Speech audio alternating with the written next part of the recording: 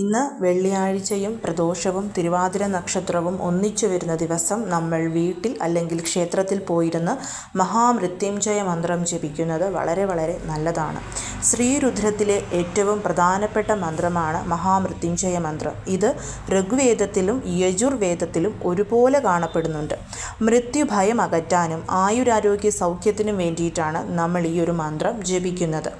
ഓം ത്രംബകം യജാമഹേ സുഗന്ധിം പുഷ്ടിവർദ്ധനം ഉർവാരുകമിവ ബന്ധനാത് മൃത്യുർമുക്ഷീയ മാമൃതാത്.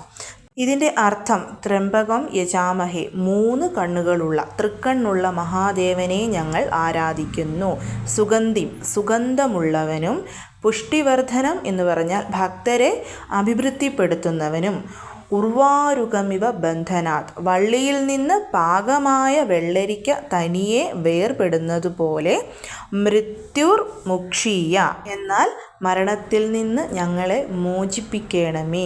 മാമൃതാത് എന്ന് പറഞ്ഞാൽ മോക്ഷത്തിൽ നിന്ന് ഞങ്ങളെ വേർപെടുത്തരുത്. അതായത് 3 കണ്ണുകളുള്ളവനും ദിവ്യമായ സൗരഭ്യമുള്ളവനും സകല ചരാചരങ്ങളെയും അഭിവൃദ്ധിപ്പെടുത്തുന്നവനുമായ മഹാദേവനെ ഞങ്ങൾ വന്ദിക്കുന്നു.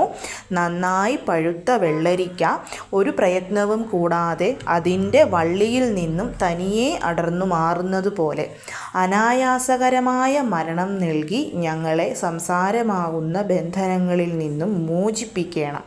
എന്നാൽ നമുക്ക് മോക്ഷമാകുന്ന അമൃതിൽ നിന്നും ഞങ്ങളെ അകറ്റുകയും ചെയ്യരുതെന്നാണ് ഈ ഒരു മന്ത്രത്തിൻ്റെ അർത്ഥം. ഈ ഒരു മന്ത്രത്തിൻ്റെ അർത്ഥം അറിഞ്ഞു തന്നെ നമ്മളിത് ജപിച്ചു കഴിഞ്ഞാൽ തീർച്ചയായും നമുക്ക് രോഗശാന്തിയും മാനസികമായിട്ടുള്ള കരുത്തും അനായാസേനയുള്ള മരണവും തരും.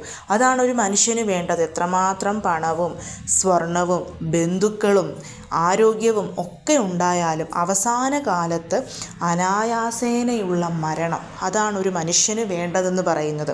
മറ്റുള്ളവരെ ബുദ്ധിമുട്ടിക്കാതെ, മറ്റുള്ളവരെ വേദനിപ്പിക്കാതെ, മറ്റുള്ളവരുടെ മനസ്സിൽ നമ്മളോട് വെറുപ്പ് തോന്നാതെയുള്ളൊരു മരണം നമുക്ക് ലഭിക്കുന്നതാണ് നമ്മൾ ജീവിച്ചിരിക്കുന്ന കാലത്ത് ചെയ്തിട്ടുള്ള പുണ്യങ്ങളുടെ ഫലം എന്ന് പറയുന്നത്. അത് ലഭിക്കാൻ വേണ്ടി എല്ലാ ദിവസവും നമുക്ക് ഈ ഒരു മന്ത്രം 3 പ്രാവശ്യം വെച്ച് ജപിക്കാം. ശിവക്ഷേത്രത്തിൽ എപ്പോഴൊക്കെ ദർശനം നടത്തുന്നു അപ്പോഴൊക്കെ ഇത് ചൊല്ലുന്നതും വളരെ വളരെ നല്ലതാണ്. ഇന്ന് നിങ്ങളിത് കുറഞ്ഞത് 27 പ്രാവശ്യമെങ്കിലും ജപിക്കാൻ മറക്കരുത്. ചൊല്ലിയ ശേഷം ഈ മന്ത്രം ചൊല്ലിയപ്പോൾ എന്തെങ്കിലും തെറ്റ് വരുത്തിയിട്ടുണ്ടെങ്കിൽ ക്ഷമിക്കണമെന്ന് ഭഗവാനോട് നമുക്ക് ക്ഷമാപണ മന്ത്രം ചൊല്ലി പ്രാർത്ഥിക്കാം. അല്ലെങ്കിൽ മനസ്സിൽ ക്ഷമ പറയാവുന്നതാണ്.